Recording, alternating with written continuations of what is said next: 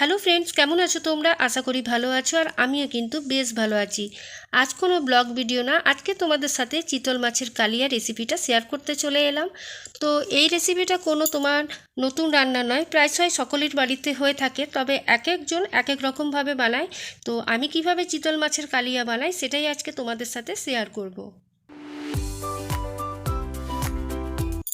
তো এখানে দেখো আমি 750 মতন চিতল মাছ নিয়েছি আর নুন হলুদ দিয়ে রেখেছি। আর এদিকে দেখো আমি মশলার মধ্যে করেছি পেঁয়াজ পেস্ট, আদা পেস্ট, আর একটা বড় সাইজের টমেটো।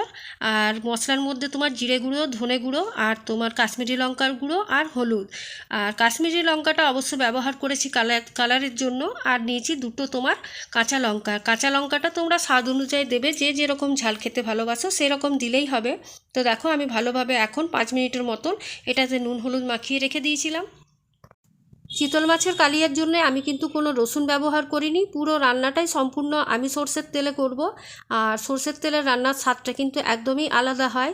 তো এখন দেখতেই পাচ্ছ তোমার ফ্রাইং প্যানে তেলটা গরম হয়ে গেছে। এখন মাছগুলো আমি একদম লো টু মিডিয়াম ফ্লেমে ভালোভাবে ভেজে নেব। এটা যদি আমি তোমার হাই ফ্লেমে ভাজি তাহলে কিন্তু মাছগুলো অনেকটাই কড়া হয়ে যাবে।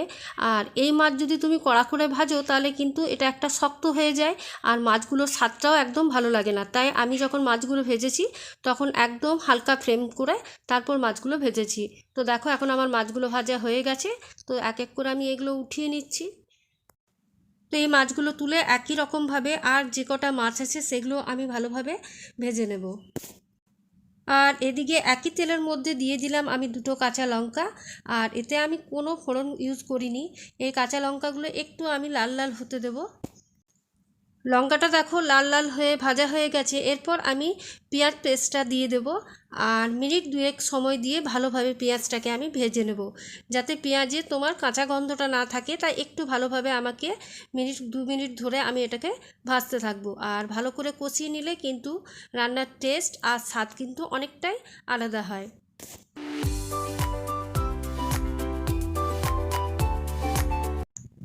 আর এদিকে দেখতেই পাচ্ছ আমার পেঁয়াজটা মোটামুটি লাল লাল করে ভাজা হয়ে গেছে। এরপর যে মশলাগুলো আছে আমি এক এক করে অ্যাড করব। তো দেখো এখন আমি আদার পেস্টটা দিলাম, আর এদিকে যে তোমার টমেটোটা ছিল সেটা দিলাম। আর এরপর আরেকটু কষিয়ে নিব 2 মিনিট মতন, যাতে তোমার এগুলোর কাঁচা গন্ধগুলো চলে যায় তার জন্যে। আর তারপর যা যা মশলা আছে সেগুলো আমি ভালোভাবে অ্যাড করে দেবো। সম্পূর্ণ রান্নাটাই কিন্তু আমি তোমার লো ফ্লেমেই করেছি, মিডিয়াম টু লো ফ্লেমে। তো দেখো আমার মশলাটা একটু ভালো করে ভেজে নিলাম। এরপর এর মধ্যে অ্যাড করব যে মশলাগুলো ছিল সেগুলো জিরে গুঁড়ো, ধনে গুঁড়ো, কাশ্মীরি লঙ্কার গুঁড়ো, নুন আর হলুদ। তো একটু জল দিয়ে দেবো যেহেতু শুকনো আছে। এরপর আবার আমি 2 থেকে 3 মিনিট ভালোভাবে কষিয়ে নেব। আর রান্না যত তুমি ভালোভাবে কষাতে পারবে ততই কিন্তু তোমার রান্নার টেস্ট হয়। তো আমি সেটাই করি। আর যদি এটা আমি হাই ফ্লেমে দিয়ে দিই তাহলে কিন্তু মশলাটা পুড়ে যাবার ভয় থাকে। তার জন্যে আমি কিন্তু যে কোনো কষিয়ে জাতীয় রান্না সেটা আমি কিন্তু একদম লো ফ্লেমে করি। যতই দেরি হোক কিন্তু তোমার রান্নাটা টেস্টি হয়। তো দেখো এখন আমি মিনিট দুয়েক ধরে আমি ভালোভাবে মশলাটাকে কষিয়ে নিচ্ছি। আর এই রান্নাটা তোমরা একবার করে দেখতেই পারো, যদি তোমাদের পছন্দ হয় তো কমেন্টে অবশ্যই জানিও। আর এই রান্নাটা আমি করেছিলাম প্রথমবার, তোমার মাছের কালিয়াটা। এমনিতে আমি মুইঠা করেছি, সেটাও খেতে ভালো লাগে।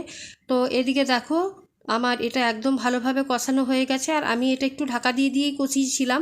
তো এখন তেল ছেড়ে এসছে। এবারে যে পরিমাণ আমি গ্রেভি রাখবো সেই পরিমাণ আমাকে জল দিতে হবে।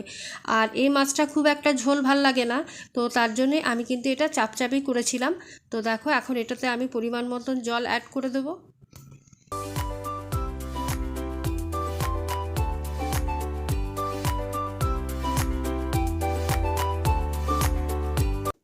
তো যে পরিমাণ গ্রেভি রাখবো তো সেই পরিমাণ আমি এখন জল দিয়ে দিলাম। আর জলটা দেওয়ার পর আমি এখন এটাকে ভালোভাবে মিশিয়ে নিচ্ছি। আর আমি জল কিন্তু হালকা গরম জল দিয়েছিলাম। যে কোনো এরকম গ্রেভি করতে গেলে তুমি রান্নার ক্ষেত্রে গরম জলটা ইউজ করবে, তাহলে কিন্তু গ্রেভিটা ভালো হয়। আর এরপর আমি একটু চিনি দিয়েছিলাম, যেহেতু টমেটো দেওয়া আছে তার জন্যেই ওটা ব্যালেন্স করে বলেই তোমার একটু আমি চিনিটা দিয়ে থাকি। তো এখন যখন এটা টকবগিয়ে ফুটে যাবে তারপর আমি এর মধ্যে মাছগুলো অ্যাড করব। আর এতে কিন্তু আমি গরম মশলাও দিইনি, একদম সিম্পলভাবে আমি রান্নাটা করেছিলাম। তো দেখো এদিকে ঝোলটা তোমার টকবগিয়ে ফুটে এসছে। আর এক এক করে এখন আমি এই মাছগুলোকে অ্যাড করে দিচ্ছি।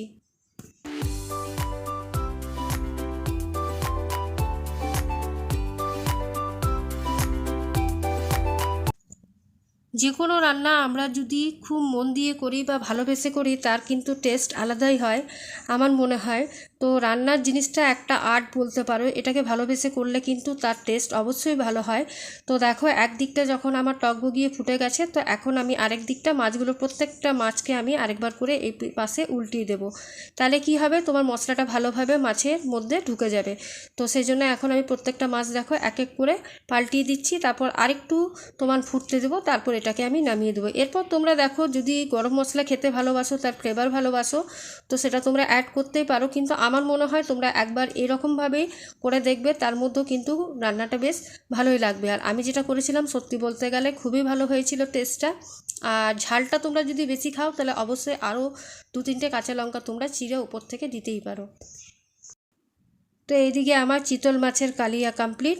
তো চলো এখন আমি একটু প্লেটে সাজিয়ে নিই, সাজিয়ে রাখলে কিন্তু দেখতে ভালো লাগে। তো তোমাদের কাছে পরিবেশন করছি একটু সাজিয়ে। তো ব্যাস এখানে আমি 3টে মাছ দিয়ে দিই। তো আজকের ভিডিওটা যদি ভালো লাগে অবশ্যই একটা লাইক, কমেন্ট, শেয়ার আর চ্যানেলটাকে সাবস্ক্রাইব করে আমার পাশে থেকেও। আর ভালো থেকো, সুস্থ থেকো, সবাইকে সুস্থ রেখো আর মুখে একটা সবসময় বড় স্মাইল রেখো। আজকের মতন এইটুকু, কালকে আবার একটা নিউ ব্লগ নিয়ে তোমাদের সাথে দেখা হবে। টাটা।